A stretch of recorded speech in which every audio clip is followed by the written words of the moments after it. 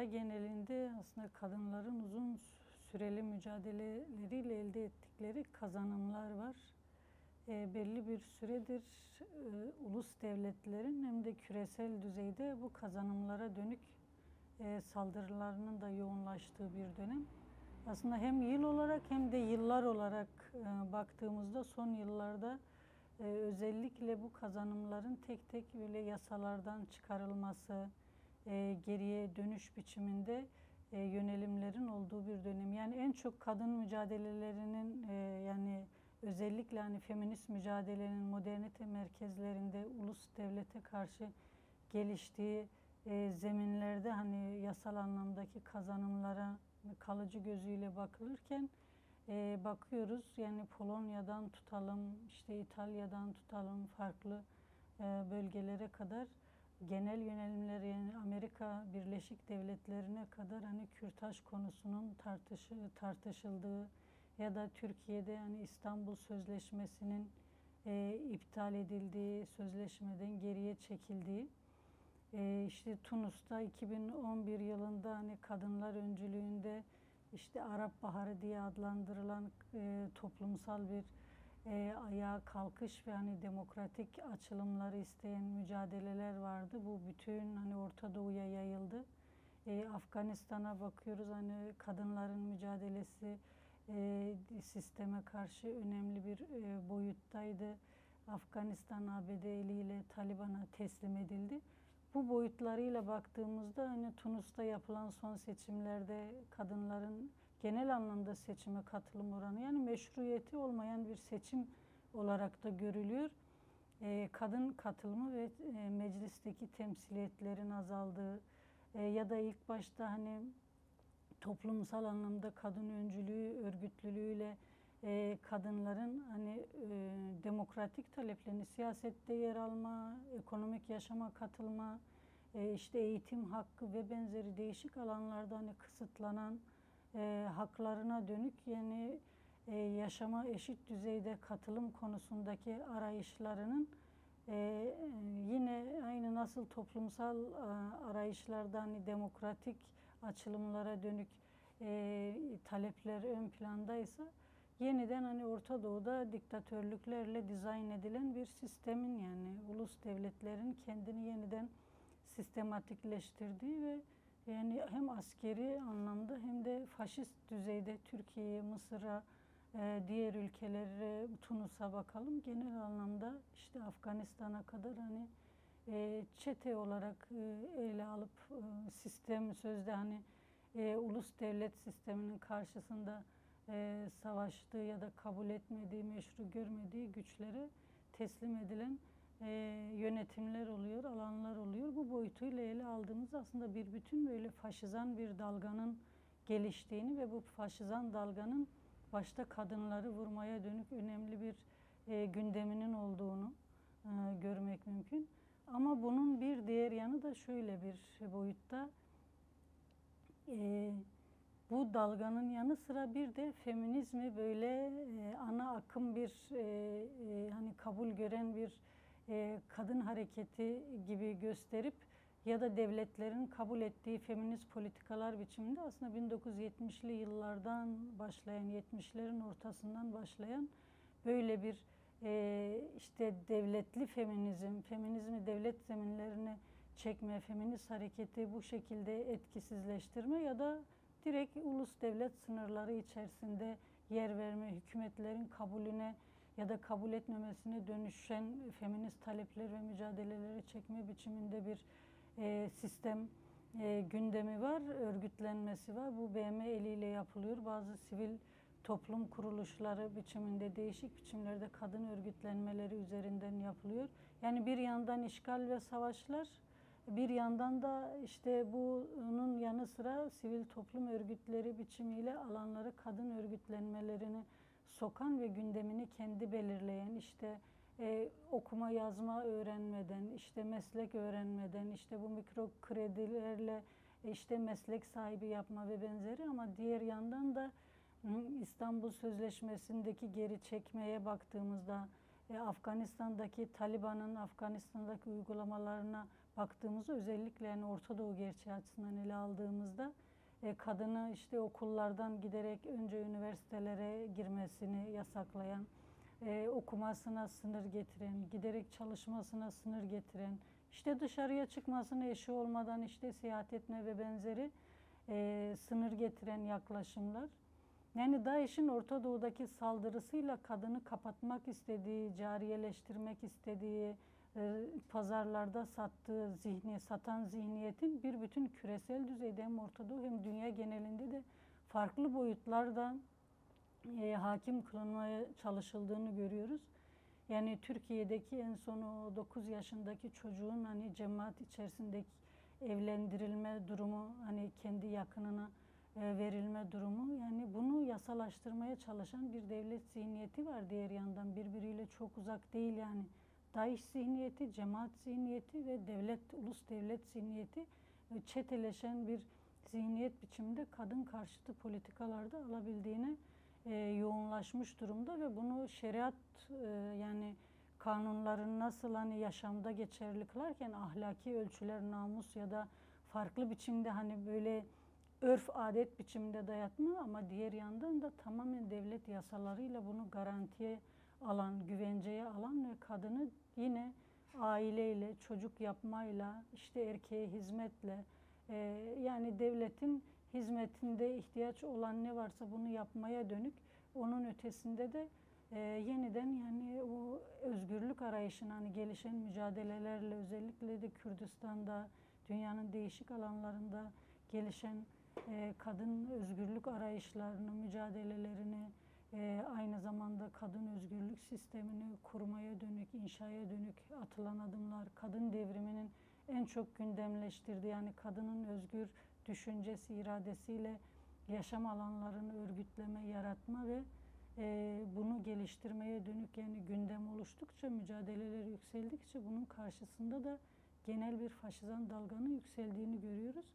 Ama tabii bu sadece kadınla sınırlı değil. Tabii özünde kadın hani cins çelişkisi toplumsal sorunun temel çelişkisi olduğundan kaynaklı hani önce kadınları vurarak başlanıyor, ama bu toplumsal bütün kazanımlara dönük. Yani hani özellikle Önder Apo'ya dönük komplo süreci ve sonrası, yine 2000'li yıllarda hani Irak müdahalesi ve sonrası, Afganistan'a dönük hani ABD'nin girişi ve sonrası, Büyük Orta Doğu Projesi eksenli Orta Doğu'ya dönük genel bir aslında bir emperyalist işgal ve sömürü planı devrede. Ona göre bir dizayn etme devrede. Direkt kapitalist modernite merkezlerinde de, yani sistemin kapitalist modernite sisteminin, küresel hegemonik sistemin kendini örgütlediği merkezlerde de bunu daha farklı biçimlerde liberal özgürlük anlayışını ya da kadın gündemini farklı boyutlara çekerek, ama ölmenin, öldürmenin her çeşit biçimini kadına dönük yani geliştirerek, kadın emeğine, bedenine dönük saldırının durmadığı ve derinleştirildiği, kadına dönük metalaştırmanın alabildiğine normalleştirilmek istendiği bir sistem saldırısı var. Bunun farklı coğrafyalardaki boyutları değişik, yani işgal, savaş, kırım, soykırım, tecavüzle birlikte hani savaş biçiminde, savaşla girilen askeri müdahalelerin yapıldığı alanlarda böyle olurken, daha yumuşak farklı alanlarda, yani sistemin kendi nasıl şiddetini çok açık ifade etmediği alanlarda ideolojik şiddet biçiminde, metalaştırma biçiminde, emek alanındaki ya da kadın bedenine dönük yani öz savunma mekanizmasını alabildiğine parçalayan, düşünsel anlamda, bedensel anlamda, örgütlenme anlamında bu düzeyde sistem içine çekmeye dönük yönelimler var. Bunun boyutlarını insan bütün alanlara, bütün coğrafyalara baktığında, ülkelere baktığında birbirini tamamlayan bir yani gerici, cinsiyetçi, dinci, faşist bir saldırıyla, özellikle kapitalist sömürü sisteminin kendisini derinleştirmek isteği hegemonik bir saldırıyla karşı karşıya olduğunu görüyoruz. Yani 3. Dünya Savaşı olarak ele aldığımız bu süreçte nasıl toplumsal değerlere dönük, ahlaki anlamda, hani insani anlamda, siyasi anlamda, ekonomik anlamda toplumu ayakta tutan öz değerlerine dönük ele geçirmeye, sermaye sömürüsünü derinleştirmeye dönük saldırı gündemde. Bunun daha derinleştirilmiş biçimi kadın sömürüsü ve kadına dönük saldırı tarzında yoğunlaşmış biçimde ve tecavüzden tutalım emek alanındaki sömürüye kadar yine özgürlük alanlarını daraltmaya ya da saptırmaya dönük eğilimler, kadın hareketlerinin gündemlerine müdahale etmeye kadar yani liberal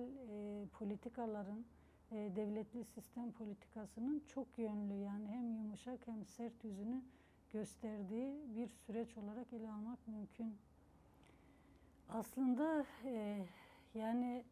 öncesi de mücadele var. Yani sistemin bu saldırısının arkasında uyanan kadın gerçeği, özgürlük arayışı güçlenen kadın gerçeği. Yani dünyanın değişik coğrafyalarında aslında sistem dışı eğilimlerin feminist hareket içerisinde de kendini yeniden hani örgütleme, radikalleştirme, bu temelde hani toplumsal taleplerle de buluşan kadın gündemini oluşturmaya dönük arayışlar var. Tabii sömürgeciliğin derinleştirildiği alanlarda, yönelimlerin çok daha derin olduğu alanlarda Kürdistan gibi, Afganistan gibi, dünyanın özellikle Orta Doğu coğrafyasında değişik alanlarda, Irak'tan tutalım, birçok alanda yaşananlara baktığımızda buna dönük direnişin ve hani örgütlü kendisini ifade etme arayışının güçlü olduğu bir dönem. Özellikle hani 21. yüzyıl yani Kürdistan özgürlük mücadelesi ve kadın özgürlük mücadelemiz açısından ele aldığımızda yani 21. yüzyılı hani yeni paradigma ile birlikte yani hem demokratik hem ekolojik hem kadın özgürlükçü boyutlarıyla gündemleştiği, inşa ettiği, özellikle Rojava devriminin ardından hani bunun yaşamsal alanlarının kadınıyla, erkeğiyle toplumsal özgürlük alanlarını oluşturma, örgütleme, öz savunmasından ekonomisine, eğitimine, hani kadın öncülüğünün, kadın dilinin, kadın renkliliğinin, kadın iradesinin kendini ifade ettiği, örgütlediği, yine dağda hani gerilla mücadelesine dönük yönelime baktığımızda hani özgürlük alanlarında kendini ifade eden sistem dışı kendini örgütleyen ve buna dönük mücadele eden bütün alanlara çok kapsamlı, çok derin saldırılar var. Yani en son tünel direnişleri ve hani kimyasalla katledilen katletme biçimine baktığımızda yine yaşanan deprem değil mi? Depremi ve sonucuna baktığımızda bütün toplumun etkilendiği ama bir boyutuyla da baktığımızda hem kültürel anlamda hem kadın değerleri hem toplumsal değerler anlamında kendini koruyan, ayakta tutan, yine mücadeleyle belli yönleriyle buluşan ki alanlara, kesimlere dönük yönelimin yoğun olduğunu görebiliyoruz. Buna karşı kadın özgürlük arayışı, örgütlenme arayışı mücadelelerinin de yoğunlaştığı bir dönem bu dönem. Özellikle de hani kadın devrimi eksenli arayış ve tartışmaları da birçok ülkeden kadının yan yana gelmesi, bunu ortak talepler olarak görmesi, kendisini içinde bulması, bu mücadeleye hani çok kapsamlı katılma boyutunu yani öncelikli görmesi, hani kendi çelişkisinin derinliğini yakalama ve çözme ihtiyacı etrafında yan yana gelme konusu önemli. Bu konuda yani bu yıl içerisinde geçen yıl sonunda hani Lübnan'da gerçekleşen Kuzey Afrika ve Orta Doğu Kadın Konferansı olmuştu ve konferansın sonucunda bir irade açığa çıkmıştı ve kendini örgütleyerek birlikte hareket etme, sorunlarını birlikte ele alma, birbirini tanıma, mücadele deneyimlerinden yararlanma ve daha ileriye dönük daha güçlü örgütlenmelerle sisteme ve erkek egemen saldırılara yani bulunduğu toplumsal yaşam içerisinde de direkt hani devletli sistem, ulus devletin yönelimleriyle, kanunlarıyla ya da oluşturduğu yani yasal çerçeve içerisinde kadın tanımı ve kadına dönük sömürüye, diğer boyutuyla da sömürgeci genel hani küresel sömürüye karşı da örgütlenme alanlarını, yaşam alanlarını, ortak hareket etme alanlarını genişletmeye dönük arayışlar var. Yani Tunus'ta yapılan hani Dünya Kadın Konferansı da böyleydi. En son Berlin'de yapılan Dünya Kadın Konferansı da böyleydi. Yani bu çerçevede baktığımızda hani hem Kürdistan merkezli aslında kadın devriminin, Rojava devrimi, gerilla mücadelesi, örgütlenen toplum ve özellikle önderliğe dönük komployla birlikte hani hem kadın özgürlük arayışını veya toplumsal özgürlük arayışını, yani Kürt soykırımını, Kürdün özgürlük arayışına karşı soykırım, bunun etrafında halkların ortak özgürlük arayışına dönük dayatılan soykırıma karşı adım adım bunu boşa çıkaran örgütlenmeler geliştikçe, mücadele derinleştikçe, hesaplandığı gibi öyle bitirme, yok etme, işte iradesini parçalama, umudunu kırma biçimde sonuçlar elde edilemedikçe yönelimler de daha farklı boyutlarda hem işgali derinleştirme hem kadına dönük saldırıyı yoğunlaştırma biçiminde de gelişiyor. Ama bunun karşısında kadın direnişinin de yani hem yerelleştiğini, yani kendi toplumsal değerleriyle, kültürüyle, ahlakıyla daha güçlü buluşma, bunu hani sosyalist değerlerle, toplumsal değerlerle daha güçlü örme, geriliklerle, hem toplumsal anlamda geriliklerle hem de devletli sistemin dayattığı gerici sistem, cinsiyetçi yasalarla, kalıplarla, dinci dogmalarla, özellikle DAEŞ zihniyeti üzerinden, yani DAEŞ'i şey olarak İslam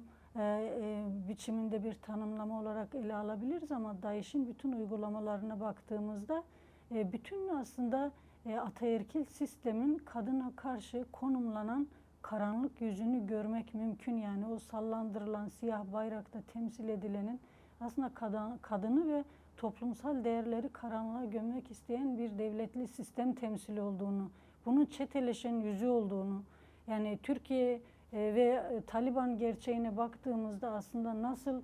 tek bir siyasetin ta Tunus'a kadar uzanan hani kadınların ayağa kalktığı, işte biz bu süreci hani 2011'li halkların baharı olarak tanımladık. Bir yanıyla hani Orta Doğu devletlerinde faşizm kendini farklı biçimde örgütledi. Ulus devlet kendini farklı boyutlarda yenilemeye çalışırken bazı esneklikler yapmak zorunda ama diğer yanıyla da kendi sınırlarında bu arayışları tutmaya dönük de bir devlet eğiliminin olduğunu, siyasetinin olduğunu görmek mümkün. Ama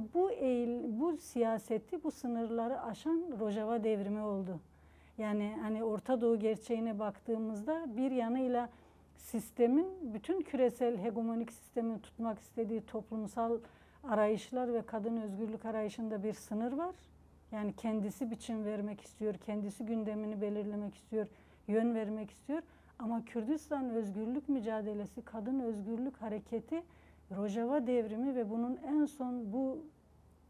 yıl içerisinde, yani Eylül'le başlayan Jina Amine'nin katledilme süreciyle birlikte, yani Roşilat'ta Jinjiyan Azadi Serıldanları bütün dünyaya yayılma biçimine baktığımızda, yani kadınların aslında sistemin ortak saldırısını görme ve bu saldırının yaşam değerlerini, yaşam enerjisini, kadın değerlerini, kadın kültürünü, toplumsal değerleri, toplumsal kültürü yok etmeye dönük genel bir saldırı boyutunu gördükçe o hani Önder Apo'nun en çok çözümlediği kadın yaşam ilişkisi, kadın özgürlük ilişkisi, yani kadın kültür ilişkisi, kadın toplum ilişkisindeki sistemin yarattığı, özellikle erkek egemen sistemin, ataerkil sistemin en son kapitalist modernitenin bunu en uç metalaştırma ve diğer yandan en cinsiyetçi, en dinci, en gerici biçimde aslında kapatma biçiminde bir yanı sonuna kadar ucu açık bir sahte özgürlük anlayışı gibi aslında kadını böyle ele alan, bedenini, her şeyi, yani beynini, fiziki olarak yüreğini, bedenini açık hale getiren bütün saldırılara ve bunu özgürlük diye sunan yanı, diğer yanı da eve dört duvar arasında yeniden kapatmak isteyen, bütün toplumsal alanlardan geri çektirmek isteyen ikili bir şeyi var. Madalyonun iki yüzü biçiminde bir sistem saldırısı var. Yani kadınların yan yana gelişi aslında bu saldırının iki yüzünü gören bir boyutun açığa çıktığını gösteren bir yani yaklaşımdır, bir ele alıştır. Ve bunun mesela sahiplenilmesi, özellikle Kürdistan gelişen yani kadın devrim mücadelesi, özellikle kadın devrimi eksenli gelişmenin Jinjiyan Azadi sloganını hani İngiltere'de yaşayan bir kadın da hani Hindistan'da yaşayan bir kadın da özellikle Roşilat'ta hani İran ve biz demokratik ulus değil mi? Yeni paradigmanın çözümü yani demokratik ulus çözümü ve bunun içerisinde bütün farklı renklerin, halkların, kadınların yani ötekileştirilen, dışlanan bütün kesimlerin kendini özgün, özerk örgütleyeceği, özgür ifade edeceği, düşünsel anlamda, yaşamsal anlamda, örgütsel anlamda, siyaset anlamında yani kendi özgünlüklerini, farklılıklarını zenginlik olarak toplumsal zenginliğe katabileceği, demokratik ulus zenginliğine katabileceği bir çözüm modelidir. Bunun 4 parça Kürdistan ve aslında Irak, İran, Türkiye,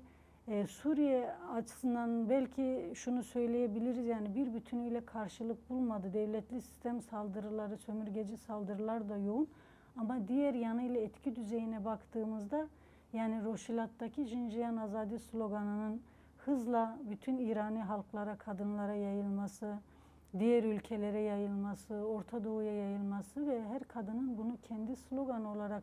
atar duruma gelmesi, yani o kopan kadın yaşam bağının, kadın toplum bağının, sistemin toplumsuzlaştırma, bütün yaşamı anlamsızlaştırma ve kadın değerleri üzerinden aslında kadındaki o temsil edilen hani iyilik, güzellik, doğruluk ve hani toplumsal anlamdaki özgürlük eğilimini yani açığa çıktıkça kapatmaya dönük, parçalamaya dönük eğilimler karşısında bu yan yana geliş, arayış yani örgütlenme arayışı,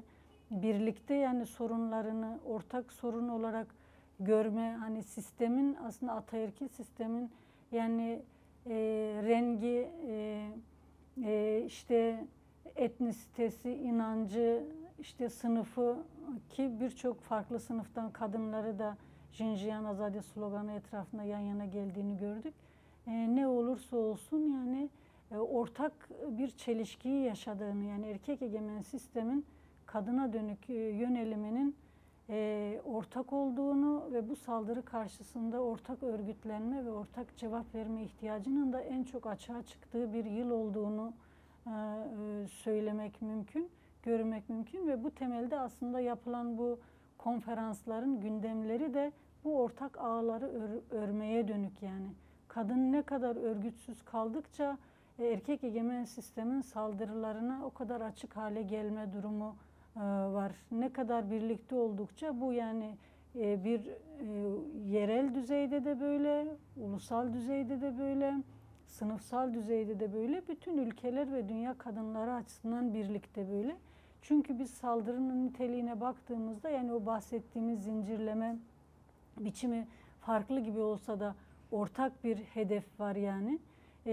Aslında bunun karşısında da böyle zincirleme birbirini tamamlayan ortak bir direniş ağının örülmesinin, demokratik ittifak alanlarının geliştirilmesinin öneminin görüldüğü ve buna dönük tartışmaların, arayışların, gündemlerin, örgütlenmelerin oluşturulmak istendiği, bunun adımlarının atıldığı yani daha önce de var olan ama dönem dönem tabii kesintiye uğrayan, geriye çekilen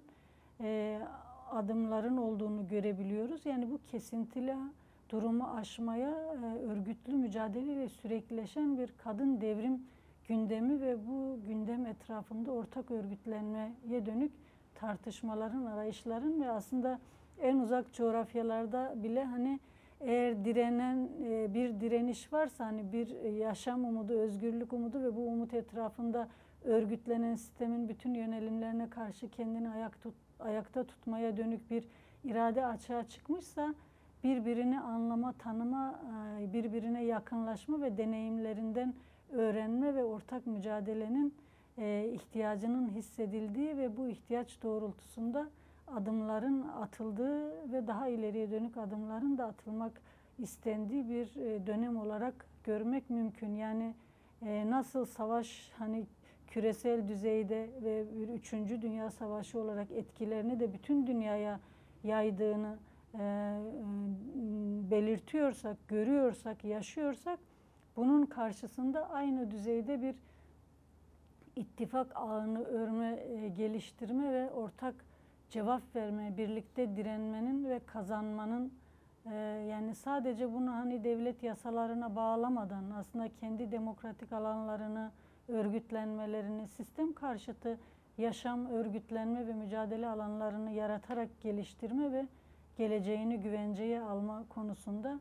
önemli arayışların olduğunu belirtmek mümkün. İşte bahsettiğimiz bu arayışın aslında en görkemli, nasıl en güzel bir çalışma olarak, hani tartışma olarak hem hani farklı halkların, kadınların renklerini, kültürlerini, kendi toplumsallığını yansıttığı, paylaştığı, aslında yaşamın ortak değerlerini paylaştığı, birbirini zenginleştirdiği, diğer yanıyla da bunun ideolojik tartışmalarını, düşünsel tartışmalarını, siyaset tartışmalarını, örgütsel tartışmalarını yürüterek nasıl bu toplumsallığın, bu zenginliğin korunabileceğine, geleceğe taşınabileceğine dönük tartışmaların yürütüldüğü bir konferans. Aslında önemli bir konferanstı. Özellikle de Jinjiyan Azadi sloganının geliştiği süreçlerde, yani bu sloganın 800'ün üzerinde kadının ağzından çok renkli, çok sesli, çok kültürlü, hani inançlı bir yani dünya, hani bir yelpazeyi tarafından, yani bir yelpazeye dönüşmesi ve sahiplenilmesi, böyle bir sesle dile gelmesi önemli. Diğer yandan da Nagihan Akarsel arkadaşın, hani Nagihan Zilan yoldaşın katledilmesinin ardından Kasım ayının başında gerçekleşmişti. Jinolojinin de böyle hani dünya kadınları tarafından sahiplenilen, kendi bilimi olarak, hani kendi toplumsal yaşam bilimi, kendi varlık bilimi olarak gördüğü ve hem bu katliamı lanetleme hem de Roşilat'ta gelişen, İran ve bütün dünya halklarına yayılan Jinjiyan Azadi sloganı etrafında aslında kadın devrimini örmenin,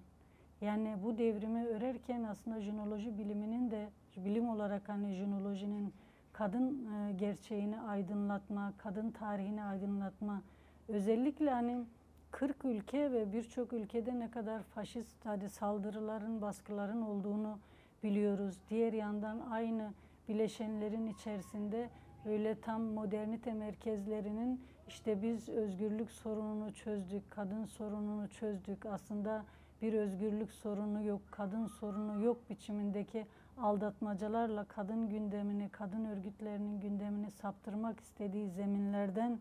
buluşan kadınların, farklı sınıf, farklı etnisiteden bir araya gelen kadınların, direniş merkezlerinden, yani Latin Amerika'dan, hani Orta Doğu'dan, Kürdistan'dan, farklı bölgelerden, Afrika'dan, farklı bölgelerden, yani kadınların yan yana gelip kendi sorunlarını tartışması aslında küresel bir saldırı altında küresel bir direnişi örgütleme ihtiyacının ürünü. Yani saldırının ortaklığını görme ve bunu yani bu saldırı karşısında cevap vermenin ancak ortak örgütlenmelerle birlikte örgütlenerek, yani dünyanın bir ucunda eğer bir kadına dönük şiddet varsa, toplumsal anlamda bir saldırı, sömürü söz konusuysa, işgal söz konusuysa, bunu bütün kadınların hissetmesi, kendine dönük olarak algılaması ve her sessiz kalan kadının ve coğrafyanın sıranın kendisinde olduğu ve kendisinin de bunun bir parçası haline gelebileceği, yani saldırıya karşı çıkmadığı, işgale, soykırıma karşı çıkmadığında aslında bu soykırım politikasının, emperyalist sistemin sermaye sömürüsünün, kültür sömürüsünün, toplumsal sömürüsünün, kadına dönük dayattığı tecavüz sisteminin, kırım sisteminin, ekolojik sömürü sistemin, ekolojik kırıma dönük, yani bugün Kürdistan'da gördüğüm, biliyoruz, yani Afrin'den tutalım, Cüdi'de yaşanan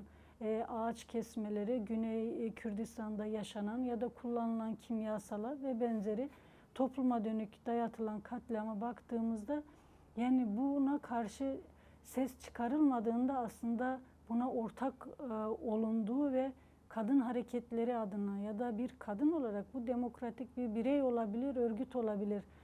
ses çıkarmadığında bunun bir parçası haline gelme tehlikesinin tartışıldığı bir zemin ve bu önemli bir şey.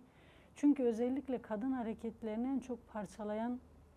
yanlardan biri şu: ya yerel kendi sınırlarında ya da bir bulunduğu ya da batı merkezli, özellikle hani feminist hareketler açısından ele aldığımızda kendi gündemini herkesin gündemi gibi görme. Yani bir yanında katliamdan geçirilen bir halk gerçeği varken diğer yanda yani çok böyle nasıl yani bu acil yaşamsal ve bu kırıma karşı gündemle ortaklaşmadan kendi bulunduğu zeminde de kadın sorununu ele alıp çözmenin mümkün olmadığı, birbirine bağlı olduğu sömürü sisteminin ve oradaki katliamın ya da oradaki sömürünün bu tarih boyunca böyle kapitalizmin özellikle son 400 yıllık süreci içerisinde daha fazla böyle oradaki sömürünün kendi bulunduğu modernite merkezlerinde bir rahatlık payı, bir refah payı gibi kendisine sunulmasının nasıl yanıltıcı bir siyaset olduğunu, yani sömürgeci politikaları görme, ulus devlet politikalarını çözme, özellikle küresel sistemin hegemonik politikalarını görme ve çözme açısından bu tartışmaların yürütüldüğü bir zemin ve sonuçları önemli. Yani Jinjiyan Azadi ortaya çıkan, yani Jinjiyan Azadi sloganı etrafında hani kadınların geleceğini yani kadınlar geleceğini örüyor ağı biçiminde, hani bir ağ şeklinde bir konfederal örgütlenmeye gitme ihtiyacı bütün kültürel zenginlikleri, toplumsal zenginlikleri, direniş değerlerini, kadınların hani özellikle de direniş değerlerini, çünkü sistem bu direnme noktalarını yok etmeye dönük, özellikle umut kırma, toplumsal kırım, yani özgürlük düzeyindeki liberal eğilimler ve liberal gündemlerle yine çok farklı biçimlerde oluşturmuş olduğu gündemlerle, yani dağıtmak istediği bu toparlanan, radikalleşen sistem karşıtı eğilimleri farklı biçimde yeniden sisteme katmanın ya da liberalize etmenin, kendine benzeştirmenin politikalarını derinleştirirken buna karşı radikal kadın mücadelesini yükseltmenin, direnişi radikalleştirmenin, örgütlenmeyi radikalleştirmenin, mücadeleyi radikalleştirmenin, özellikle de hani yaşamsal anlamda kapitalist modernitenin sunmuş olduğu yani yaşam ortamın bir değerler sistemi değil, bir değersizlik yarattığı, yani toplumsuzluk yarattığı, alabildiğine bireycileştirdiği, alabildiğine yani kendi sınırlarına çektiği ve o noktada bitirmeye çalıştığı yanılsama içerisinde bir özgürlüksüzlük durumunu özgürlük gibi sunan modernite politikalarına karşı, liberal politikalara karşı radikal yaşam ve mücadele, yani militan örgütlenmelere, militan kişilik, militan yaşam özelliklerini geliştirme ve bunun etrafında radikal demokrasi mücadelesini, demokratik sosyalizm mücadelesini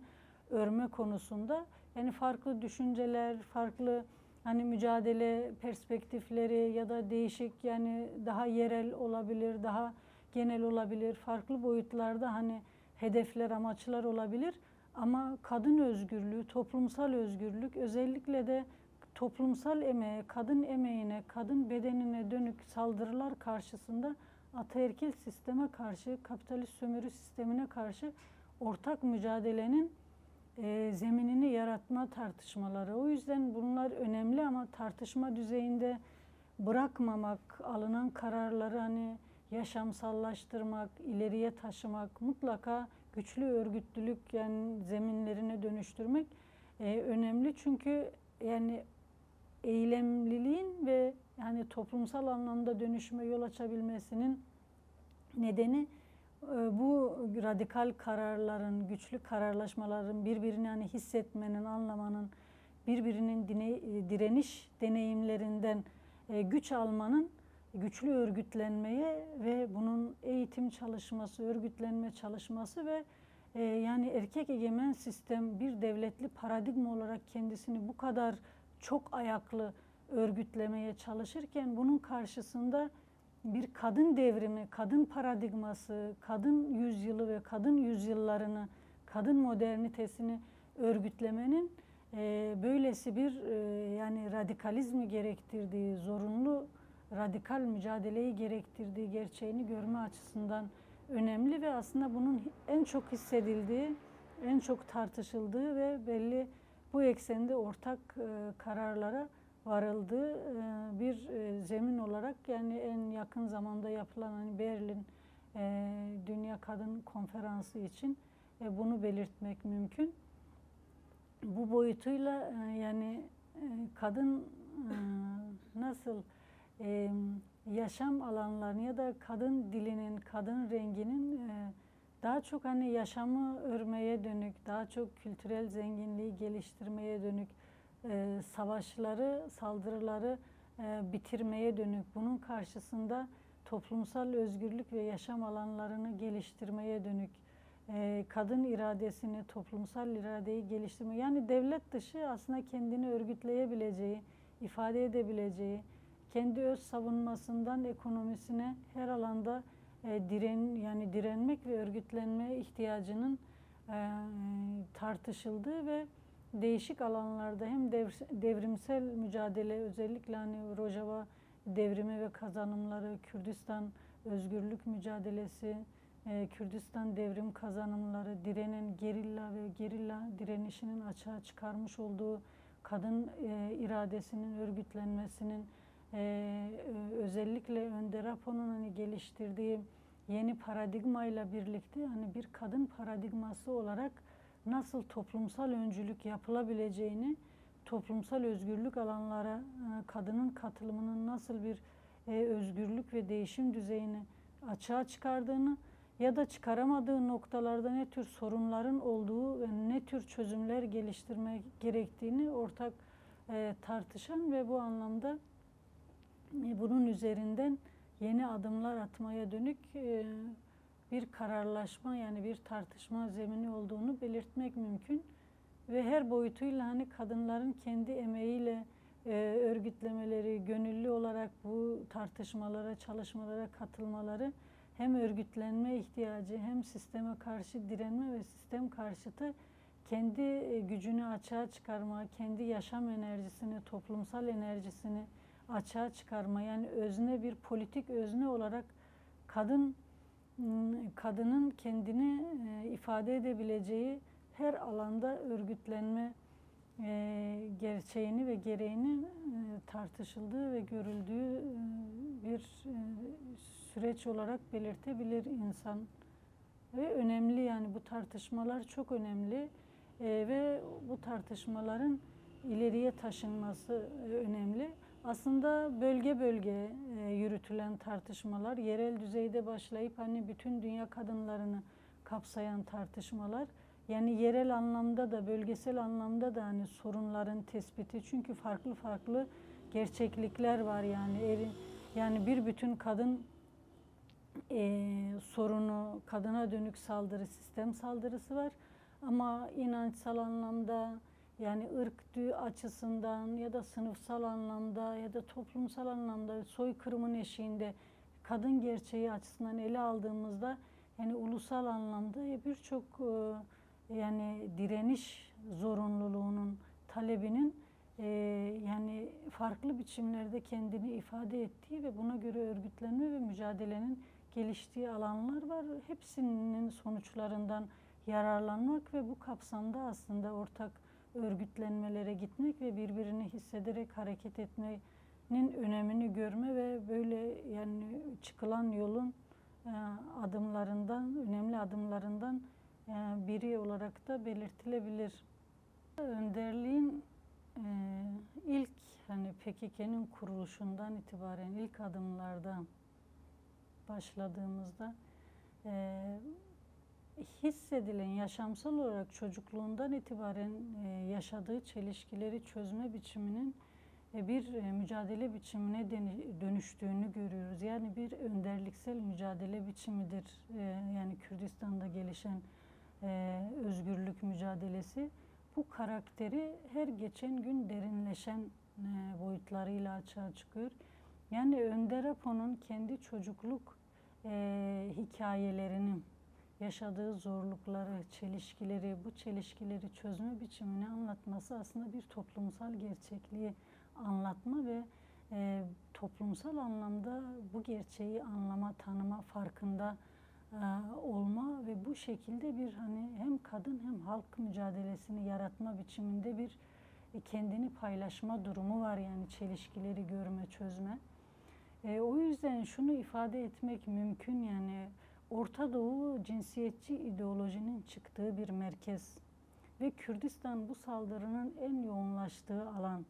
Yani en sınıfsız, sömürüsüz, neolitik toplum değerleri, toplumsal değerleri, kadın değerleri etrafında örülen bir toplumdan ve açığa çıkarmış olduğu değerlerden, üretimden bir uygarlığa kaynaklık etme ve gelişen devletli uygarlık tarafından sürekli saldırıya uğrama ve bu temelde başta kadın üzerinde kurulan egemenliğin bütün topluma yayılması, dayatılması biçiminde ve bunun küresel biçimde bütün dünyada gelişen devletleşmelerle birlikte genel anlamda yani bütün dünyada uygulanan bir devletli sistem haline geldiğini görüyoruz. Bu boyutuyla ele aldığımızda cinsiyetçi ideolojinin geliştiği, devlet ve iktidarın kendisini açığa çıkardığı, örgütlediği bir zeminde bunun karşısında kendi toplumsallığını, kendi kültürünü, kadın özgürlük değerlerini, toplumsal özgürlük değerlerini binlerce yıl koruma mücadelesi, savunma mücadelesi veren bir toplumsal gerçeklik var. Bunu önderlik demokratik uygarlık damarı olarak tanımladı. Bu önemli, yani bir yanıyla devletli uygarlık damarı, bir devletli uygarlık sistemi, bir yanında da demokratik uygarlık damarı var. Bu direnen kadın, direnen toplum değerleri. Değişik dönemlerde, değişik biçimlerde varlığını sürdüren bir gerçeklik. Ama Jinjiyan Azadi üzerinden önderliğin en çok çözümlediği konulardan biri bu. Çünkü toplumsal sorunun çözümü buraya bağlı. Yani erkeğin özgürlük sorunu da bu sorunun çözümüne bağlı. Kadın köleleştirilmesi üzerinden gelişen devletli sistem içerisinde bir iktidar, egemenlik payı verilmiş gibi görünen ama diğer yandan alabildiğine sömürünün dayatıldığı bir erkek gerçekliği de söz konusu. Bu boyutuyla ele aldığımızda önderliğin yani bu çözümlemelerini yeni paradigmayla birlikte kavuşturduğu bir sonuç var. Bu önemli. Yani önderlik, Önder Apo yeni bir tarih tezi geliştirdi. Marksizmi eleştirerek toplumsal anlamda mücadeleler sürecini, tarihin gelişim sürecini sınıfların mücadeleleri olarak değil, yani sınıf eksenli, işçi sınıfının özgürlüğü üzerinden ya da mücadelesi üzerinden, proletarya diktatörlüğü üzerinden tanımlanan bir mücadele perspektifinin eksik kaldığını ortaya koydu. Özünde esas çelişkinin, yani toplumsal sorunun kaynağını cinsler arası çelişki olduğunu koydu. Ve bunu birinci büyük cinsel kırılma, ikinci büyük cinsel kırılma ve üçüncü büyük cinsel kırılma olarak tanımladı. İlk iki cinsel kırılma süreci biri mitolojik döneme denk gelen ve kadının tanrıçalık, tanrıça kültürü, toplumsal kültür ve değerlerini kaybetme devletli sürecin geliştiği ve erkek egemen saldırı, ataerkil sistem saldırısının geliştiği dönemdir. Daha sonraki ikinci büyük cinsel kırılma dönemi özellikle tek tanrılı dinlerle birlikte aslında o ilk kırılmanın toplumsal ahlakı bir tarafa itip işte şeriat, işte dini kurallar, yasalar, tanrı emri biçiminde kadını kapatan ya da sınırlandıran, lanetleyen değişik biçimlerde bugüne kadar süren DAEŞ zihniyetine kadar TC zihniyetine ve sistemin aslında dinci bir bütün sistemi ele alırsak dinci zihniyetinin örgütlendiği bir devlet kurumlaşması olarak görmek mümkün. Bu boyutuyla ele aldığımızda bu iki büyük cinsel kırılmanın merkezi de Orta Doğu merkezidir ve en çok etkilediği alan da Kürdistan'dır ve bu coğrafyadan yükselmiştir. Üçüncü büyük cinsel kırılmayı da önderlik, yani yeni paradigma, aslında kadın özgürlük mücadelesi eksenli gelişen süreç ve kadın lehine gelişecek devletli sistem aleyhine, erkek egemen sistem aleyhine, erkek aklı yani egemenlik, iktidar ve toplumsal değerlere, kültüre karşıt yok eden, soykırımı dayatan, erkek aklına karşı gelişen özgürlük yani ahlakı ve kadın ve toplumsal değerler eksenli bir toplumsal paradigma olarak tanımladı ve bu üçüncü büyük cinsel kırılma sürecinin sloganı Jinjiyan Azadi sloganı. Yani kadın ve yaşam bağının, kadın ve özgürlük bağının, kadın ve toplum bağının kurulduğu bir süreç. Bu 80'li yıllardan, bu 70'li yıllardan beri aslında farklı tartışmalar da var. Yani paradigmanın, var olan mekanik paradigmanın, devletli paradigmanın, özellikle erkek egemen paradigmanın toplumlar üzerinde, halklar üzerinde, kadın üzerinde, ekoloji üzerinde büyük bir yıkım, endüstriyalizmin, şehirleşmenin, devletleşme biçiminin büyük bir yıkıma dönüştüğü, bunun karşısında yeni bir paradigmaya ihtiyaç olduğu, bu kadın değerlerini taşıyan, ekolojik değerleri taşıyan, toplumsal, demokratik değerleri taşıyan ama bunun formülasyonunu, sentezini Önder Apo gerçekleştirdi ve bunun en önemli boyutu tarihe dönük yapmış olduğu temel tespittir. Yani 21. yüzyılın kadın yüzyılı olarak gelişmesi ya da 2000'li yıllarla birlikte demokratik, ekolojik, kadın özgürlükçü paradigma tespiti yeni paradigmanın temel ayaklarıdır. Bu kadın özgürlüğü ekseninde yeni bir kırılma sürecinin, büyük bir cinsel kırılma sürecinin yaşandığı ve bunun içinden özgürlüklere dair, iyi, doğru, güzel yaşama dair bugüne kadar taşınan mücadele değerlerini, demokratik uygarlık değerlerinin yaşamsallaşabileceği, kendini ifade edebileceği, örgütleyebileceği bir paradigmasal süreçtir. Aslında demokratik sosyalizmin taşıdığı özdür. Önderliğin özgürlük sosyolojisi olarak tanımladığı kadın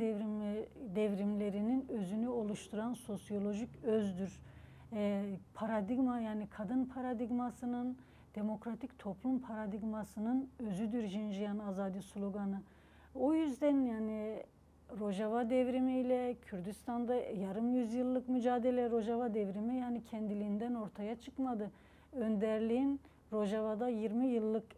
yani kalıp özel emek verdiği ve bütün hani kendi ulaşmış olduğu sonuçları topluma mal ettiği bir alan, bir devrim alanıdır. 50 yıllık Kürdistan mücadelesi yine bir önderliksel mücadele olarak dağda, zindanda, her alanda gelişen bir mücadele, dört parça Kürdistan'ı etkileyen bir mücadele olarak önemli bir mücadeledir. 2011'lerdeki Orta Doğu'daki o genel kalkış, genel arayış ve egemen güçlerin Orta Doğu'ya dönük 2000'lerden beri farklı biçimde önderliğe dönük komplo süreciyle farklı biçimde müdahale ettiği bir dönemde aslında radikal bir yani radikal özgürlükçü mücadelenin açığa çıkardığı bir gerçekliktir Rojava devrimi ve bu önderliksel mücadele temelinde var ve kadın özgürlük değerlerinin yaşamsallaşması ve bunun toplumsal özgürlük düzeyiyle buluşması ve bir örgütlülüğe, bir yaşam alanına dönüşmesi biçiminde ele almak mümkün. Yani Jinjiyan Azadi sloganının Roşilat'ta bu düzeyde seslendirilmesi, toplumsal bir öncülük, kadının toplumsal bir öncülük rolü üstlenmesi, bütün toplum tarafından atılan bir slogana dönüşmesi, bir sloganın ötesinde aslında devrimsel bir sürecin yaşanması, bütün bu sürecin sonucu olarak ele alınabilir ve bu demokratik uygarlık damarının aslında o öz kültürün en yoğunlaştığı alanlardan biri olarak o doğal toplum özelliklerinin korunduğu alanlardan Kürdistan'ın bir parçası olarak aslında bu özün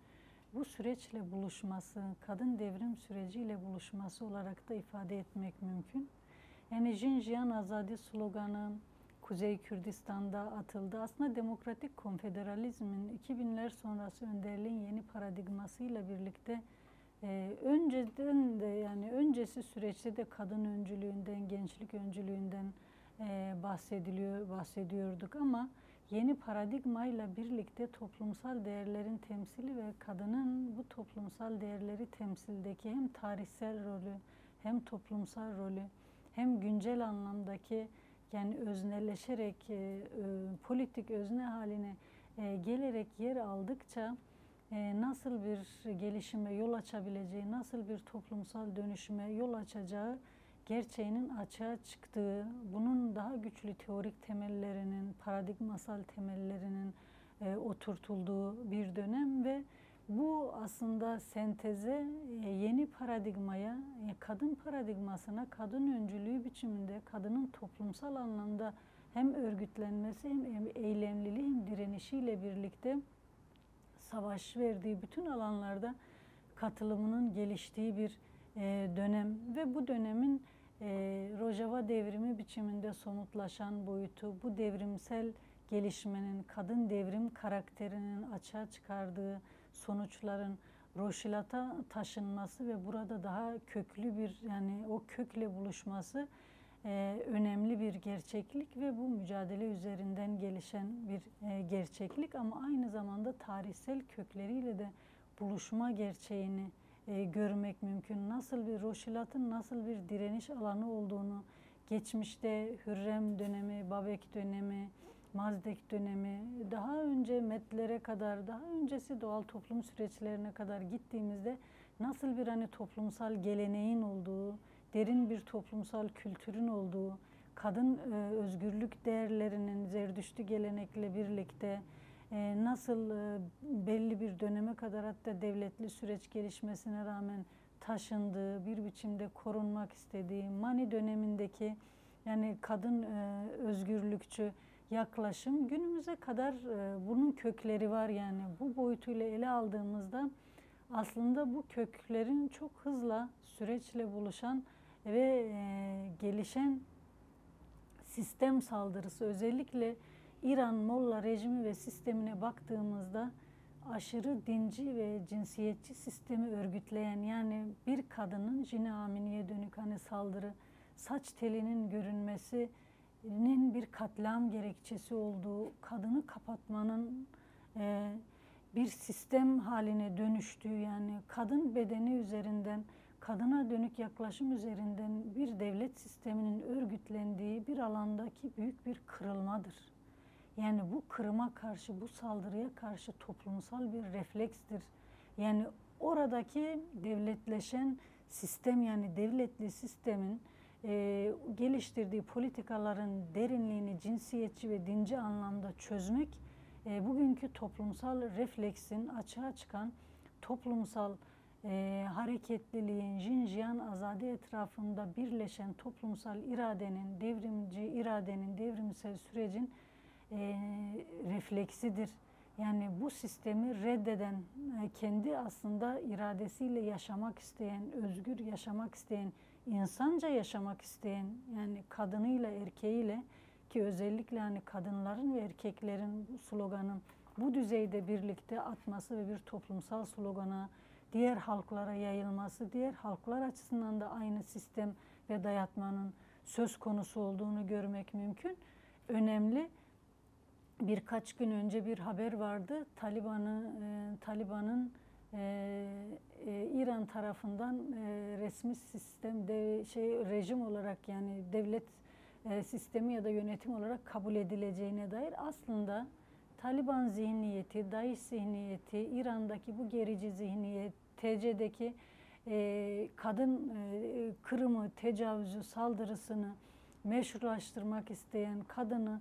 çocuk yaşta hani kadını bütün daha kendisini hiçbir boyutta yaşamsal anlamda nasıl ifade edeceğini tanımamış, bilmemiş, çocuk yaşta kadınlık değerlerine, kadın olmaya dönük saldırının köklülüğünü gördüğümüzde genel anlamda bir cevap niteliği taşıyor ve bu aslında Roşilat'ta verilen cevap bütün bu sürece verilen cevaptır yani.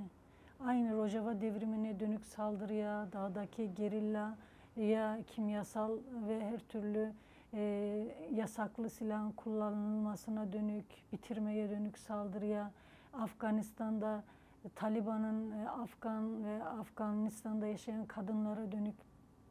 geliştirdiği saldırıya, bir bütün hani bölgesel özellikle cinsiyetçi ve dinci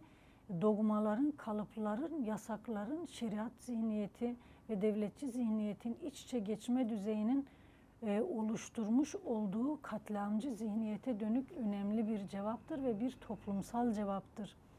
Bu açıdan yani üçüncü büyük cinsel kırılmaya dönük verilen Jinjiyan Azadi eksenli 2000'li yıllardan itibaren özellikle yeni paradigma ile birlikte verilen cevabın en görkemli biçimde açığa çıktığı toplumsal bir alan olduğunu Roşilat parçasının ifade etmek mümkün. Yani bunu kalıcılaştırmanın, örgütlemenin, sürekleştirmenin, yani kendi öz yönetimlerine dönüştürmenin, öz iradelerini, öz örgütlülüklerini farklı halklarla, farklı kesimlerle birlikte geliştirmenin ve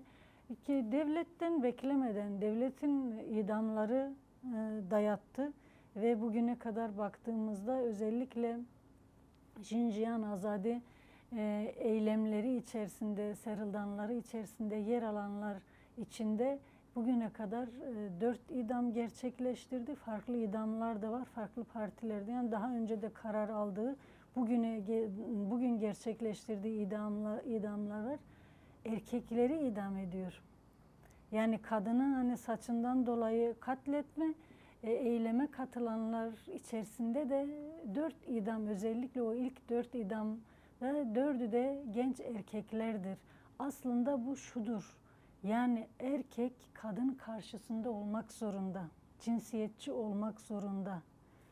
erkek tecavüzcü olmak zorunda, erkek katletmek zorunda, erkek kadın haklarının yanında yer alamaz, Jinjiyan Azadi diyemez,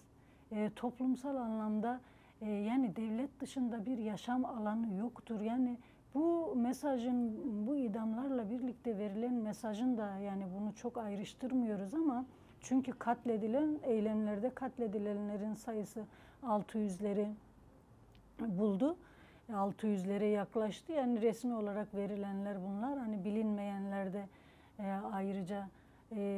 değerlendirilebilir. Yaralananlar, tutuklananlar, saldırının düzeyine baktığımızda ama özellikle idamla birlikte bu çok hani özel bir politik olarak dayatılan ve mesajları çok daha derin olan bir yan. Yani böyle yani kendi dışında bir erkek gerçeği kabul etmeyen, toplumsal gerçek kabul etmeyen Jinjiyan Azadi'nin kadınlar yani nasıl katledilen kadının sanki bir çığlığı gibi ama böyle olmadığı bir toplumsal özgürlük sloganı gerçeği ve bir toplumsal devrim sloganı olduğu, kadın özgürlük devriminin, kadın devriminin buna yön verdiği ve bu öncülüğün toplumsal kabul gördüğü ve bunun temellerinin 50 yıllık Kürdistan mücadelesi, özgürlük mücadelesi içerisinde atıldığı gerçeğini belirtebiliriz. Yani bu aslında 21. yüzyılın kadın yüzyılı olma gerçeğiyle de örtüşen, kadın yüzyılı aslında toplumsal özgürlükler yüzyılı. Yani kadın değerlerinin, toplumsal değerlerin kendisini toplumsal kültürün örgütleyeceği, geliştireceği, kendini güvenceye alabileceği, sistem dışı örgütlenerek kendi özgürlük alanlarını yaratabileceği, Rojava devriminde, Kürdistan özgürlük devriminde olduğu gibi kendi devrimsel gelişmelerini açığa çıkarabileceği ve her alanda kendini örgütleyebileceği, iradeye kavuşturabileceği gerçeğini ortaya koyuyor. Bu boyutuyla ele aldığımızda yeni paradigmanın en güçlü sahiplenildiği alanlardan biri olarak da ifade edebiliriz. Özellikle bu büyük kırılma sürecinin en güçlü toplumsal cevabın verildiği ve bunun bütün tabii devrimci halk savaşıyla, gerilla mücadelesiyle, toplumsal her 4 parça Kürdistan ve dünyada gelişen diğer mücadelelerle ortaklaşarak daha güçlü diğer halklarla daha güçlü bağlar kurarak güvenceye alınması, örgütlenmesi ve kadın devriminin aslında toplumsal devrimlere öncülük eden devrim karakterinde olduğunu ortaya koyan sonuçlar olarak ele almak mümkün. Bu boyutuyla baktığımızda aslında önderliğin yeni paradigma ile birlikte ya da 50 yıldır temel tespit ettiği çelişkilerin tahlili konusunda yeni paradigma ile sentezleyerek tarihsel anlamda, toplumsal anlamda teorik düzeyde, pratik düzeyde derinleştirdiği tespitlerin, değerlendirmelerin, açığa çıkan hakikatin mücadeleyle birlikte ne kadar yerinde olduğunu, aslında karşılığını bulduğunu, açığa çıktığını görmek mümkün. Bu kadın devrimi bu hakikatin özünü oluşturuyor. Çünkü toplumsal anlamdaki sömürünün, toplumsal anlamdaki kırımın da önünü alacak ve özgürlüklerin önünü açacak bir devrimsel öz ve nitelik taşıyor. Bu boyutuyla ele aldığımızda aslında jinoloji kadın devriminin bilimi olarak yeni paradigma ile birlikte özellikle önderliğin özgürlük sosyolojisi savunmasında dile getirdiği, demokratik moderniteyi tanımladığı, yeni sistem tanımını yaptığı, sistem karşıtı hareketleri tanımladığı, bu boyutuyla özgürlük sosyolojisinin bu paradigmanın özünlü olduğu, ortaya koyduğu bir değerlendirme, tespit ve sentez içerisinde jinolojiyi tanımlaması hem yeni paradigmanın yani demokratik modernite paradigmasının bilimi olma, hem kadın devriminin bilimi olma, hem toplumsal özgürlüklerin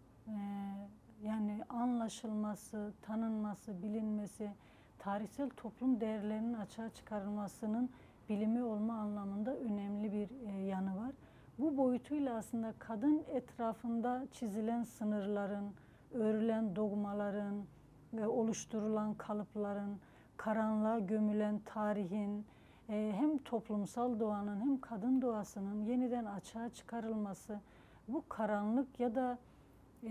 var olan bilginin dezenforme edilmiş, çarpıtılmış halinin yeniden hakikatle buluşmasında jinoloji çalışmaları önemli bir çalışma ve jinoloji bir kadın bilimi olarak temel bir yerde duruyor. Bütün hem sistemin bugüne kadar geliştirmiş olduğu bilime alternatif yani toplum kırımını,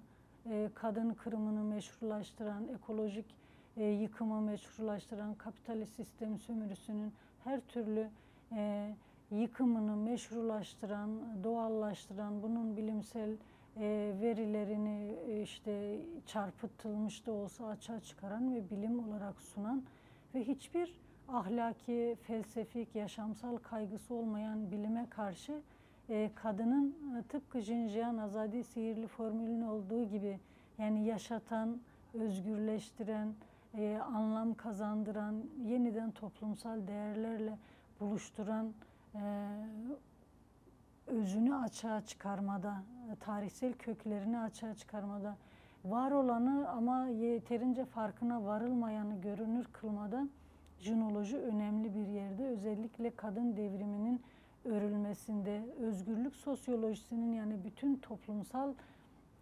yaşamın kaynağı haline gelmesinde,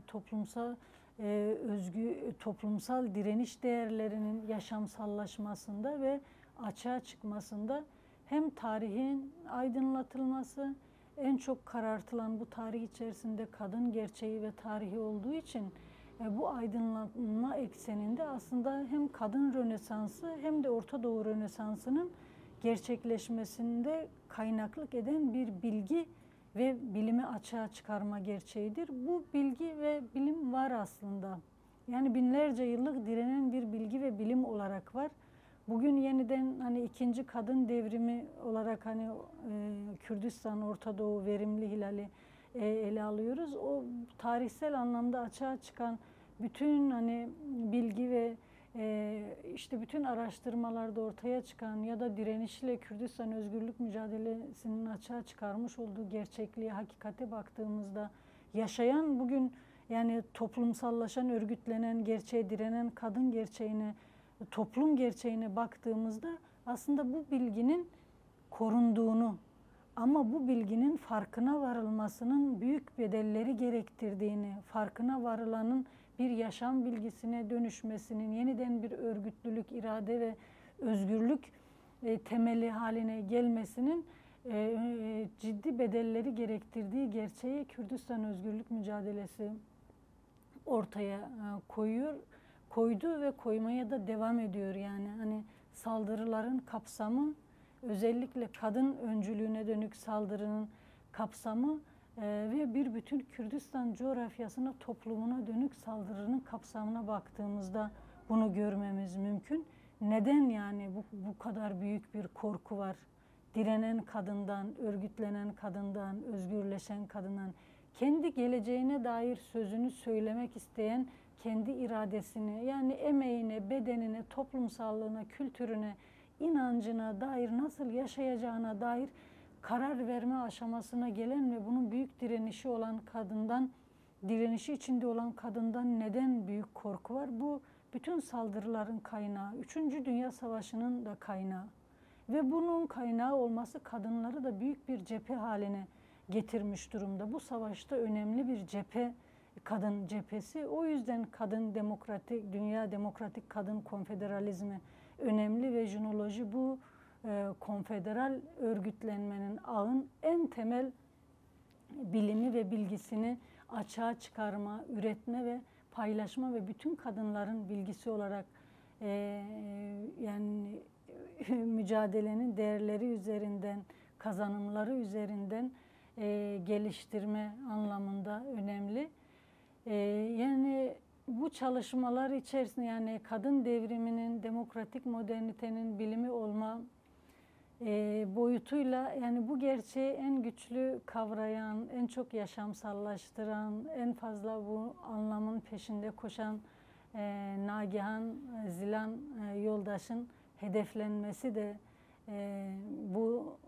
gerçekle bağlantılı. Çünkü bu bilgi aslında sistem ölmeye ve öldürmeye kilitlenmişken, devletli paradigma silahlarını daha çok kuşanarak varlığını sürdürürken, ulus devletler bu biçimde ancak krizlerini çözerken, Nagihan arkadaş aslında yaşamın anlamına, direniş değerlerinin anlamına, toplumsal kültürün özüne, nasıl kadını yaşattığına, nasıl insanı yaşattığına, nasıl anlamlı kıldığına, yaşamın nasıl yaşam coşkusunun, kadın enerjisinin yaşam enerjisi olduğuna, toplum enerjisi olduğuna dair hem tarihsel araştırmaları, bilgisi, birikimi, bu ulaştığı bilgiyi hem kendinde yaşamsallaştırma, hem kadınla hem toplumla paylaşma ilgisi ve merakı çok güçlü olan bir arkadaştı. Yani bu yönlü coşkusu, yaşam sevinci bu birikiminden, bilgisinden, arayışlarından ve mücadelesinden geliyordu ve bu bilgiyi, ulaştığı her bilgiyi, her gerçeği, bu tabii yani Kürdistan'daki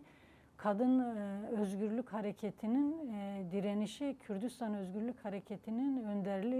önderlik hareketinin direnişiyle gerçekleşen, açığa çıkan bir hakikat düzeyi. Bu hakikati paylaşma ve herkesle paylaştırma konusunda adil olma, bütün dünya kadınlarına ulaşma, nerede bu yönlü bir ses varsa, bir renk varsa bu sesi, rengi buluşturma konusunda çok kapsamlı,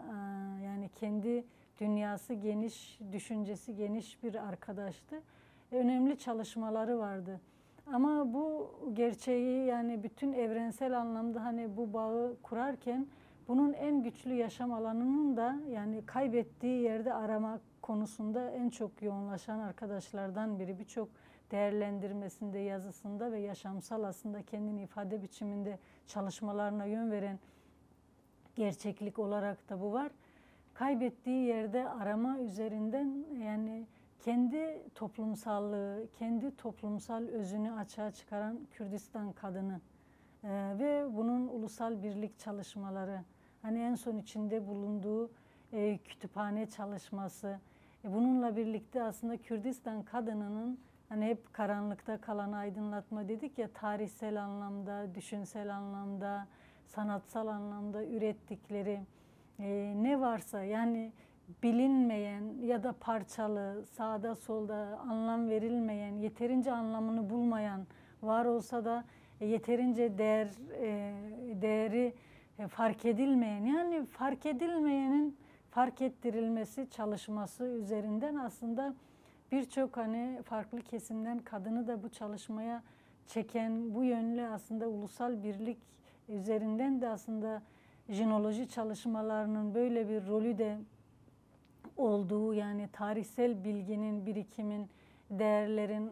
kadın üretiminin bilgisinin açığa çıkmasının jinolojik bir hani buluşmaya, ortaklaşmaya, ortak bir enerjinin açığa çıkmasına hem ulusallığa hem de evrenselleşmeye hizmet edeceği gerçeğini kendi mücadelesinde, pratiğinde, çalışmalarında, yoldaşlığında, hani toplumla ilişkisinde en çok ortaya koyan arkadaşlardan biriydi. Somut çalışmaları yani vardı. Her süreçte kendisini, yani jinoloji çalışmalarından önceki süreçlerine de baktığımızda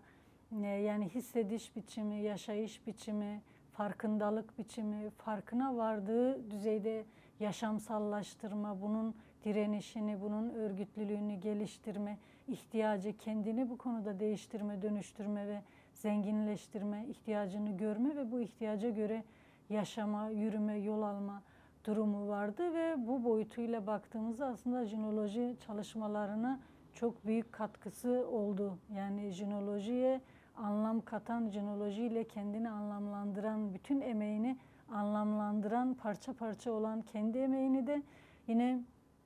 Kürdistan özgürlük mücadelesi içerisinde de bütün hani mücadele değerleri ya da büyük direnişlere rağmen yeterince fark edilmeyen, anlamlandırılmayan ya da ifadeye kavuşmayan, kavuşmuş olsa bile yeterince farkına varılmayanı tanımlama, anlamlandırma ve paylaşma ihtiyacı bu boyutuyla ele aldığımızda çok önemli. Yani bunlar bir yaşamsal varoluş, aslında bir varoluş biçimi, kendini bir var etme biçimi olarak bir özgür, yani nasıl özgür düşünceyle,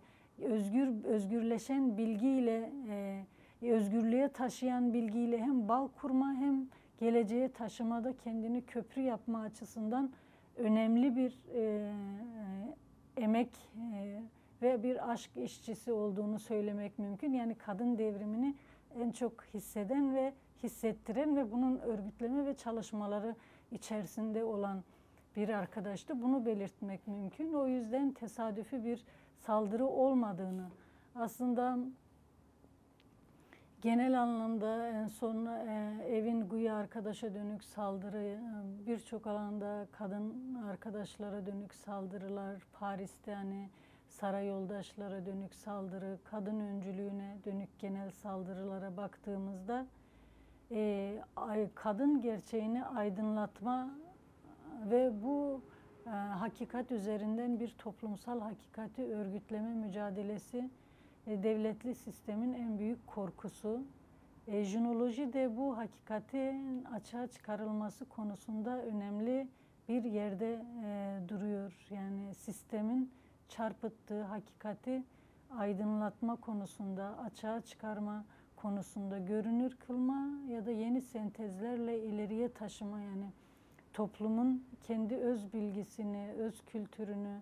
öz tarihini, kadının öz bilgisini, bütün yaşam deneyimini, mücadele deneyimi, tarihsel anlamda açığa çıkarmış olduğu toplumsal değerleri görünür kılma ve bunun yaşamsallaşması, kadın devrimiyle anlam bulması, yaşam bulması çalışmaları içerisinde bu boyutuyla hem kadın öncülüğüne dönük hem jinolojinin en güçlü hani temsillerinden, çalışmalarından birini yürüten Nagihan Yoldaş'a dönük saldırı, genel anlamda aslında Afganistan'da katledilen kadın değil mi, eski parlamenter kadın mücadelesi içerisinde farklı coğrafyalarda kadınlara dönük saldırıya baktığımızda, yani kadının direnen damarını bugün yaşam gücüne, toplum gücüne, eylem gücüne, özgürlük gücüne dönüştürmek isteyen genel mücadelelere dönük, kadın ve toplumsal mücadelelere dönük genel bir sistem saldırısı var. Buna karşı yani 100 yılın kadın devrimi olma gerçeğiyle cevap verme, yani bunun öncülüğünü, bunun örgütlülüğünü, bunun bilimini, felsefesini, ahlakını, yani özgürlük değerlerini, özgürlük ahlakını, özgürlük felsefesini, özgürleştiren bilimi, toplumsallaştıran bilimi,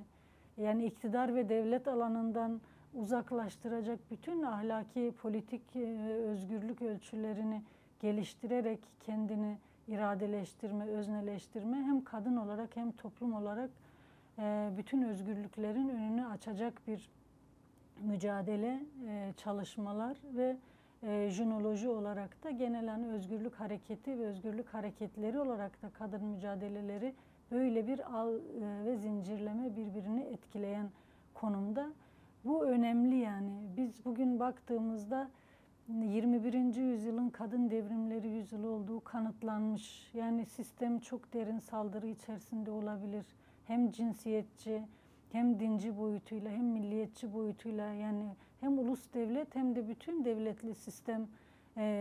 süreçlerinden, siyasetinden, stratejisinden biriktirdiği, süzdüğü, bugüne taşıdığı politikaları toplumlar ve kadın özgürlük arayışı karşısında, Kürdistan'da Kürt halkı, önderlik, Kürt kadınları ya da halklar, Orta Doğu halkları karşısında bir saldırı mekanizmasına dönüştürebilir, sistematik bunu yürütebilir. Ama diğer yanıyla kanıtlanan bir gerçeklik de var ki aslında bu saldırıları büyük bir umut hareketiyle, direniş hareketiyle, büyük irade savaşıyla, özgürlük savaşıyla veren, bunun bilimini, bunun bilincini, örgütlülüğünü, konfederal sistemini yaratarak kendisini sistem haline, bir özgürlük sistemi haline getirmek isteyen toplumsal eğilim ve kadın özgürlük eğilimi var. Bu önemli. Yani Dünya Demokratik Kadın Konfederalizmi de aslında bu eğilimin örgütlenme biçimidir. Yani farklı kültürlerin, halkların kendini özgürce ifade etmek isteyen bir politik özne olarak, yani kendi yaşamı, geleceği, kültürü, gerçeği hakkında bir dayatmayla değil, kendisinin özgür karar verebileceği, özgür yaşayabileceği, kesimlerin, kişilerin, halkların içinde yer alabileceği ve başta buna tabii en çok iradesi kırılan ve köleleştirilen kadın olduğu için kadın özgürlüğüyle bu iradeleşmenin önünü açacak, bunun çalışmalarında, bunun mücadelesinde yan yana gelme ihtiyacı ve böylesi bir toplumsal özgürlükler alanını oluşturma, ağlarını kurma olarak ifade etmek mümkün. Yani Zapatistalardan Filipinlere, Afganistan'dan Kürdistan'a, Tunus'tan Mısır'a, birçok alana, yani bütün toplumsal kalkışlarda baktığımızda hep kadın mutlaka kendini ifade etmek, sözünü söylemek, hakkını aramak durumunda ve bunun mücadelesi içerisine giriyor. Bu mücadele iradeleşme eğilimini diyelim, özgürleşme eğilimini buluşturma, örgütleme ve kalıcılaştırma, bir sisteme dönüştürme olarak ifade edebiliriz. Bunun bütün verileri var yani. Aslında değişik biçimlerde yaşanıyor da bu ilişkiler, birbiriyle etkileşme, birbirinin mücadelesinden etkilenme. Yani bir 8 Mart'ı düşündüğümüzde değil mi? 1857, o dönem kadınlar 10 saatlik iş günü için, hani bugün 8 saat üzerinden ya da en çok hani daha sonra 16 saat çalışıyor, 14 saat çalışıyor, eşit ücret almıyor, çalıştığı koşullar korkunç, kapitalist sömürü sistemi alabildiğine, bedeni üzerine, emeği üzerine yükleniyor. Buna karşı direnişe nasıl bir katliamla, diri diri yakarak sistem karşılık veriyor, sömürü sistemi. Ama bugün 8 Mart'lar bütün dünya kadınlarının görkemli yan yana geldiği bir eylem zamanı.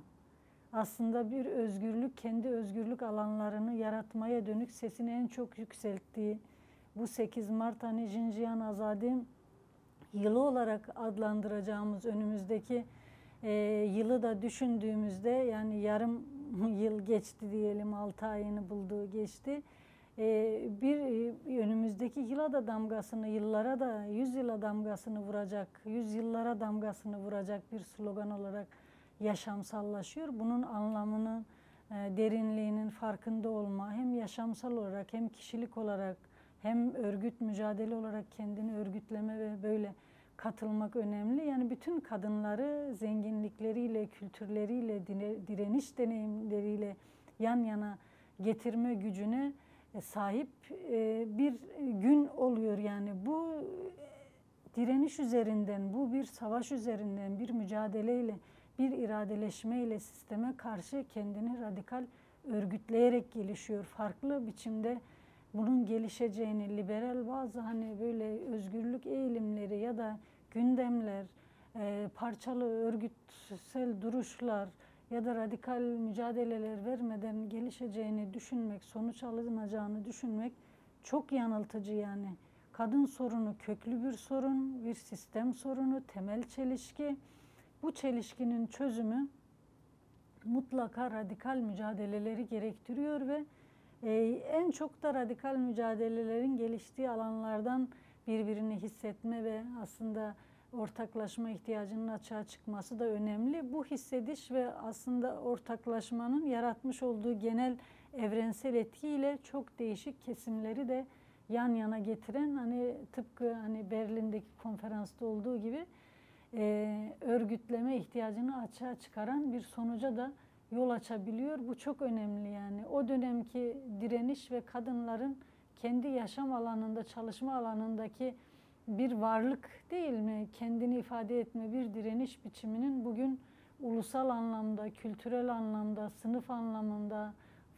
farklı inançlar, etnik yapılar anlamında cinsiyetçi sisteme, yasalarına karşı, zihniyetine karşı, cinsiyetçi toplumsal değerlerine karşı mücadele eden kadınlar cephesini, ağını yaratıp kadın özgürlük mücadelesini bu çerçevede örerek yani Jinjiyan Azadiye 21. yüzyılın bir devrim yani kadın devrim sloganı, kadın paradigmasının temel sloganı halinde ne getirmek, hem sahiplenmek hem de yaşamsallaştırmak böyle radikal bir mücadeleyle mümkün. Bu hem hissediliyor, saldırının derinliği de hissediliyor. Bunun boşa çıkaracak yani örgütlenmenin de bu düzeyde gelişmesi önemli. O yüzden parça parça arayışların mutlaka daha güçlü buluşabileceği ve bu konfederal ağ içerisinde demokratik temelde özgürlüklerin geliştirilmesi temelinde örgütleneceği bir süreç olduğunu belirtmek mümkün yani. Açığa çıkan hakikatin kendisini mutlaka bir dile, ifadeye ve bir güce kavuşturduğunu görüyoruz ve bu daha da güçlenerek gelişecek yani kadın etrafında gelişen aydınlanma, örgütlenme, iradeleşme ve özgürleşme düzeyiyle bunun Dünya Demokratik Kadın Konfederalizminin ve Dünya Demokratik Halklar Konfederasyonu'nun özü ve temeli olduğunu belirtebiliriz. Yani 8 Mart bizim açımızdan bu yıl çok önemli. Bundan sonraki yılları da belirleme anlamında önemli. Yani dağdaki direnişten, jinoloji çalışmalarındaki ısrardan, kadın devrimini yükseltme ısrarı ve diğer dünya kadınlarıyla ve Orta Doğu kadınlarıyla bu mücadelenin birlikte gelişeceği konusunda en fazla hissettiğimiz ve hem yerel düzeyde yani hem ulusal değerlerle buluşma hem de evrenselleşme anlamında bu ağları örerek demokratik ulus çözümünü açığa çıkaracağımız, bunun en güçlü öncülüğünü yapacağımız bir 8 Mart yıla giriş günü, direniş günü, sesimizi haykıracağımız zaman olması açısından önemli. Hem Lozan yılı ve Cumhuriyet'in 100. yılı açısından Türkiye ve bütün aslında emperyalist sistem açısından düşündüğümüzde Kürt soykırımının, kadın kırımının, önderlik üzerindeki komplo üzerinden sonuç almak istediği genel anlamda bir kırım ve soykırımın en çok derinleştirileceği saldırılara denk gelmesi açısından ve bu anlamdaki stratejik sistem kararlılığına karşı stratejik kararlılıkla direnişi, örgütlülüğü, bilinçlenmeyi ve karşılık vermeyi, özgürlük temelinde özgürlük mücadelesini güçlendirerek soykırım politikalarını boşa çıkarmanın 8 Mart'ı ve yılı ve yılları olması açısından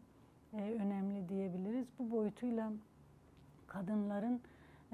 biz kadınlar olarak yani hangi alanda olursak olalım, yani sokakta olsun, zindanda olsun, dağda olsun, toplumsal inşa alanlarında, Rojava devrim alanı, Roşilat, dünyanın herhangi bir köşesinde